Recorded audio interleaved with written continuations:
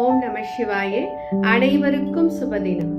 இன்றைய தினம் ஆத்ம சிந்தனையாக நாம் அறிந்து கொள்ள இருப்பது சித்ரா பௌர்ணமி ரகசியம், சித்ரகுப்தன் தீர்ப்பு. சித்திரை மாதம் சித்திரை நட்சத்திரத்தில் ஒரு அதிசயம் நடந்தது. சிவபெருமான் மற்றும் பார்வதி தேவியின் அழைப்பில் சித்திரத்திலிருந்து உயிர் பெற்று வெளிவந்தவர் சித்ரகுப்தர். இந்திராணி வளர்த்த பசுவின் வயிற்றில் ஏடு மற்றும் எழுத்தாணியுடன் பிறந்தார் அவர்.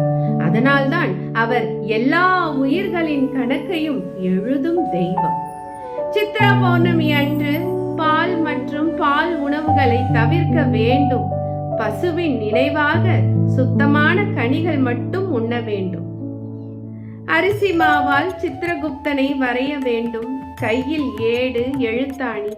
அவரே நம் வாழ்க்கையின் கணக்காளர். ஒவ்வொரு சித்ரா பௌர்ணமியிலும் இந்திரன் காஞ்சிபுரத்திற்கு வந்து சித்ரகுப்தனை வழிபடுவதாக நம்பப்படுகிறது.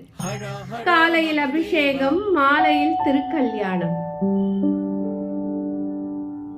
ஒரு கதை வடிவமாக சித்ரகுப்தர் அவர்களின் அருமைகளையும் அருட்கடாட்சத்தையும் நாம் சிந்திக்க இருக்கிறோம். ஒரு சிறுவன் படிப்பில் பலவீனமானவன், கோபம் நிறைந்தவன். அவன் தாய் சொன்னால், சித்ரகுப்தாய நம என்று தினமும் சொல்லு என்று. அவன் அதை மட்டும் விடாமல் சொன்னான். ஆனால் அவன் வளர்ந்த பின் தீய பழக்க வழக்கங்கள், கெட்ட பழக்க வழக்கங்களில் விழுந்தான். ஒரு நல்ல செயலும் செய்யவில்லை. ஆனால் ஒரு விஷயம் மட்டும் அவன் நிறுத்தவே இல்லை. 52 வயதில் சித்ரகுப்தர் அவரது கணக்கை பார்த்தார். ஒரே ஒரு நல்ல செயல் அவரது பெயரை ஜபித்தது.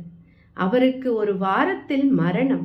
அப்போது கனவில் தோன்றினார் சித்ரகுப்தர்.